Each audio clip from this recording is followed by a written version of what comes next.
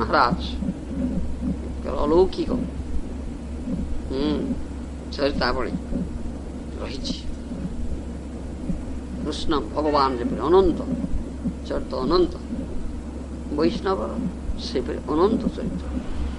ତାହା ଆମେ ଯେ ସବୁ କିଛି ଗାନ କରିପାରିବା ଆମର ଶକ୍ତି ବହିର୍ଭୂତ। ତାଙ୍କର କୃପା, ବୈଷ୍ଣବର କୃପା, ତାଙ୍କରି କୃପାରୁ ଯାହା କିଛି ଆମେ ସ୍ଫୁରଣ ହୋଇ ତାଇ ଆମ ନିଜ ଶକ୍ତି ବଳରେ ତାହା କିଛି ଆମେ କରିପାରିବା। ବୈଷ୍ଣବର କୃପା ହିଁ ଦରକାର, ସାଧୁଙ୍କ କୃପା ହିଁ ଦରକାର।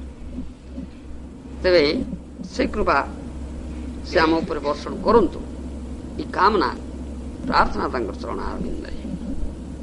ତେବେ ଯାହା କୁହାଯାଉଛି, ପୂର୍ବରୁ କୁହାଗଲାଣି, ବେଳେବେଳେ ଅନ୍ଧକାର ଯୁଗ ଆସେ, ଯେମିତି ବାଦଲ ଢାଙ୍କି ନିଏ ସୂର୍ଯ୍ୟଙ୍କୁ। ସୂର୍ଯ୍ୟ ଉଜ୍ଜଳ କିରଣ ଦଉଛନ୍ତି, ବାଦଲ ଢାଙ୍କି ନିଏ, ଅନ୍ଧକାର ହେଇଯାଏ କିଛି ସମୟ ପାଇଁ। କିନ୍ତୁ ତା ସବୁବେଳେ ରହେ ନା।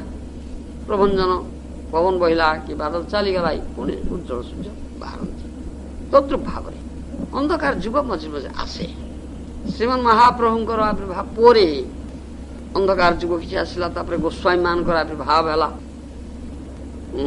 ସନାତନ ଗୋସ୍ୱାମୀ, ରୂପ ଗୋସ୍ୱାମୀ, ଜୀବ ଗୋସ୍ୱାମୀ, ଷଡ଼ ଗୋସ୍ୱାମୀ ମାନଙ୍କର ଆବିର୍ଭାବ।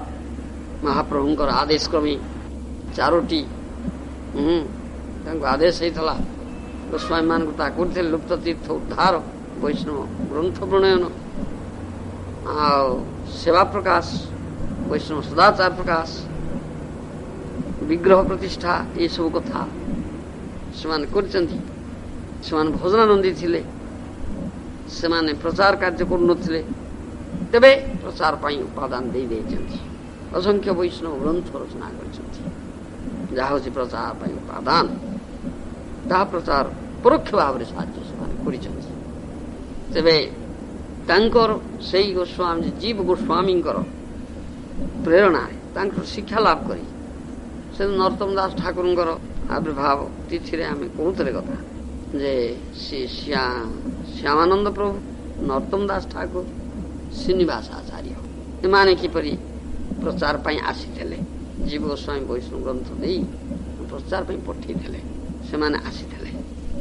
ସେମାନଙ୍କ ମଧ୍ୟରୁ ଶ୍ୟାମାନନ୍ଦ ପ୍ରଭୁ ଓଡ଼ିଶାକୁ ଆସିଥିଲେ, ଆଉ ଶ୍ରୀନିବାସ ଆଚାର୍ଯ୍ୟ ବଙ୍ଗଦେଶରେ ପ୍ରଚାର କରିଥିଲେ। ନରୋତ୍ତମ ଦାସ ଠାକୁର ଆସାମ ମଣିପୁର ଅଞ୍ଚଳ ମଧ୍ୟରେ ପ୍ରଚାର କରିଥିଲେ, ଏ କଥା ଅଛି।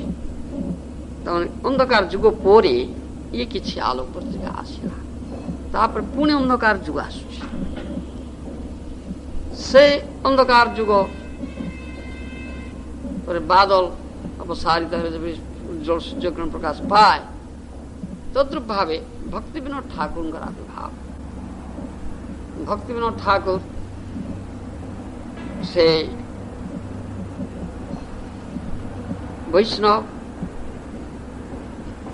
ଜୀବନର ବିଭିନ୍ନ କ୍ଷେତ୍ରରେ କାର୍ଯ୍ୟ କରିଛନ୍ତି। ଯାହା କହନ୍ତି ଆଡମିନିଷ୍ଟ୍ରେଟିଭ,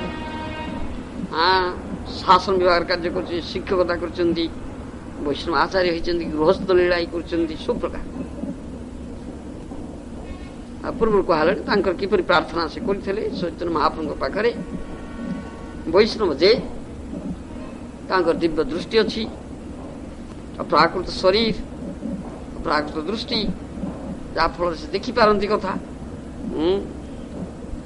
କିପରି ପାଶ୍ଚାତ୍ୟ ଶିକ୍ଷା ସଭ୍ୟତାକୁ ଅନ୍ଧ ଭାବରେ ଗ୍ରହଣ କରୁଛନ୍ତି ଭାରତୀୟମାନେ।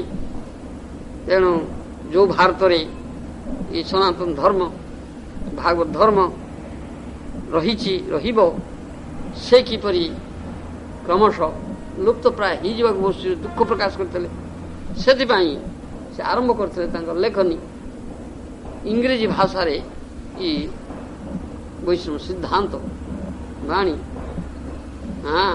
ପ୍ରଚାର କରିବା ଉଦ୍ଦେଶ୍ୟରେ ସେ ଗ୍ରନ୍ଥ ରଚନା ଆରମ୍ଭ କରିଥିଲେ। ଆଉ ସେ ଦେଖିଲେ ଯଦି ପାଶ୍ଚାତ୍ୟ ଜଗତରେ ଏହାକୁ ପ୍ରଚାର ନ କରାଯିବ ତାହେଲେ ବହୁ କ୍ଷତି ହେବ। ସେଥିପାଇଁ ସେ ପ୍ରଥମେ ଇଂରେଜୀରେ ଲେଖିବା ଆରମ୍ଭ କଲେ। ଆଉ ଏଇ ମନୋଭୀଷ୍ଟ ଅଭିଳାଷ ପୋଷଣ କଲେ, ଯୋଗ୍ୟ ପୁତ୍ର ଜନ୍ମ ହବ ଯେ କି ପ୍ରଚାର କରିବ। ଭକ୍ତବତ୍ସଳ ଭଗବାନ ସେ ତାଙ୍କର ପ୍ରାର୍ଥନା ଶୁଣିଲେ। ତେଣୁ ତାଙ୍କର ପୁତ୍ର ରୂପରେ ଶିଳ ଭକ୍ତି ସିଦ୍ଧାନ୍ତ ସରସ୍ୱତୀ ଠାକୁର, ପ୍ରଥମ ନାମ ଯେ ବିମଳା ପ୍ରସାଦ, ସେ 1874 ଖ୍ରୀଷ୍ଟାବ୍ଦ ଫେବୃଆରୀ 6 ତାରିଖ ଶୁକ୍ରବାର ଦିନ ପୁରୀ ଧାମରେ ମାଘ ମାସ ଆଜି ତିଥି କୃଷ୍ଣ ପଞ୍ଚମୀ ତିଥିରେ ଅପରାହ୍ନ 3:30 ଆବିର୍ଭୂତ ହେଇଥିଲେ। ଆବିର୍ଭାବ ସମୟରୁ ହିଁ ତାଙ୍କର ମହାପୁରୁଷ ଲକ୍ଷଣ ସବୁ ପ୍ରକାଶ ପାଇଥିଲା, ଯାବତୀୟ ଲକ୍ଷଣ ପ୍ରକାଶ ହେଇଥିଲା। ଆଉ ଜନ୍ମ ସମୟରେ ସ୍ୱାଭାବିକ ଭାବରେ ଉପବିତ ବିଜଡ଼ିତ ହେଇକରି ଜନ୍ମ ଲାଭ କରିଥିଲେ ସେ ଏବଂ